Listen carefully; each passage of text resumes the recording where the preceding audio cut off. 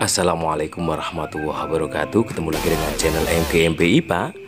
Sesuai dengan permintaan teman-teman, kemarin pernah saya lakukan survei info apa yang diperlukan Bapak Ibu. Ternyata kebanyakan hampir 50% menginginkan informasi mengenai pegawai pemerintah dengan perjanjian kerja atau P3K. Kita bahas kali ini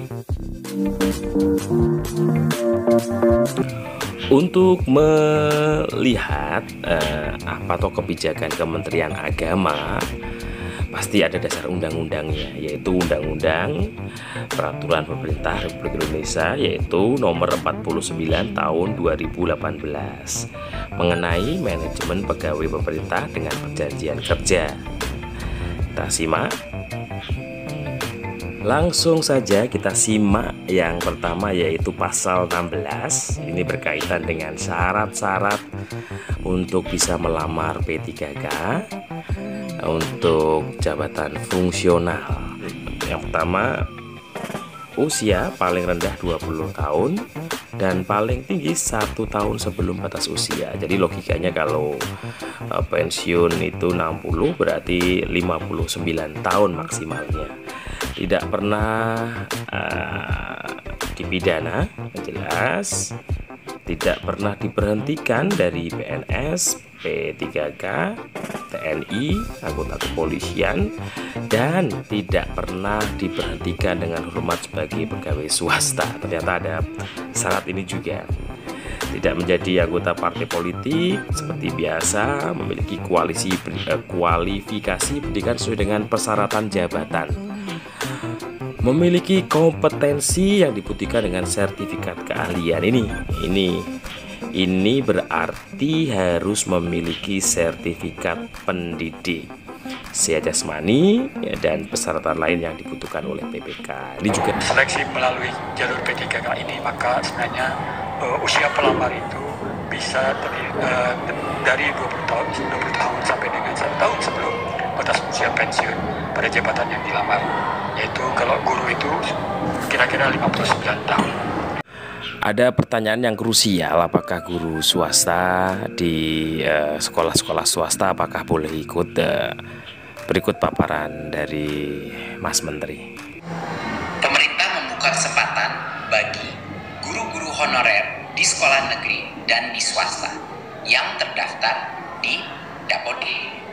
Ini juga termasuk guru eks tenaga honorer kategori 2 yang belum pernah lulus seleksi menjadi PNS atau P3K sebelumnya. Dan yang kedua adalah untuk lulusan PPG yang saat ini tidak mengajar. Jadi dua-duanya boleh diberikan kesempatan di tahun 2021 untuk mengikuti tes seleksi.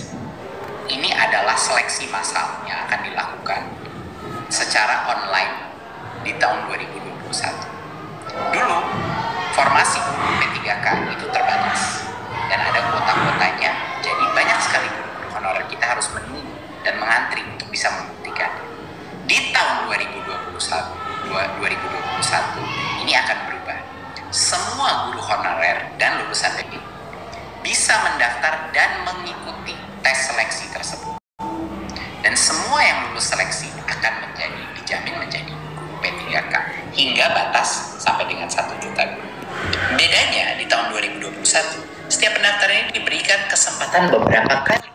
Jadi kalau dia gagal pada kesempatan yang pertama, dia dapat belajar ulang, dan mengulang ujian hingga 2 kali.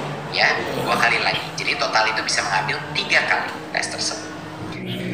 Kita coba simpulkan P3K untuk Kementerian Agama.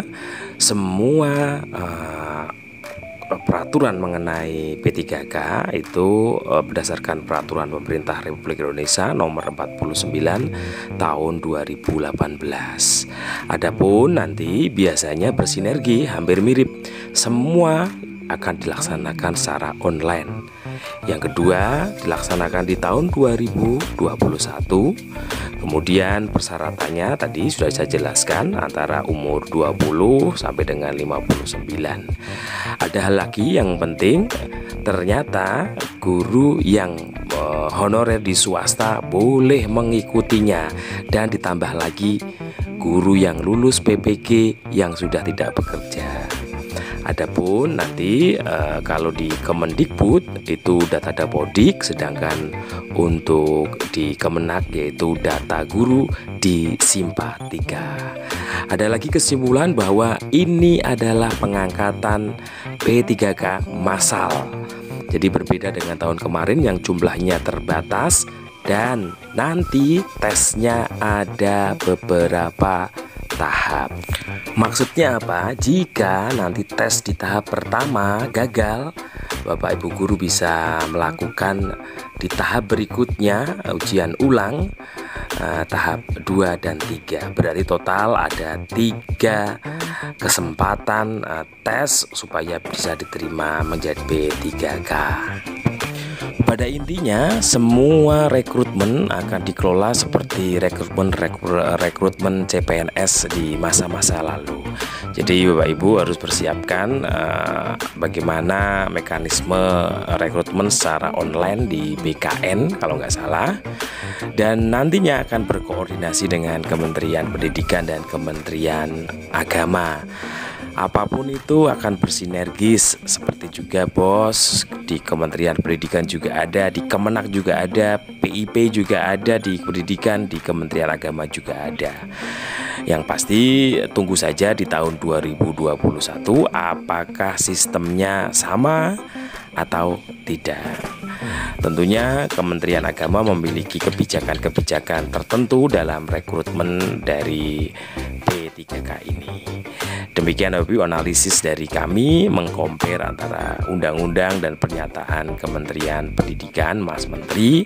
Semoga bisa menambah pengetahuan dan menghapus penasaran rasa ingin tahu Bapak Ibu. Mohon subscribe supaya bertambah semangat dalam membahas info mengenai guru. Dari kami mohon maaf jika ada kesalahan ucap, kesalahan analisis. Wassalamualaikum warahmatullahi wabarakatuh.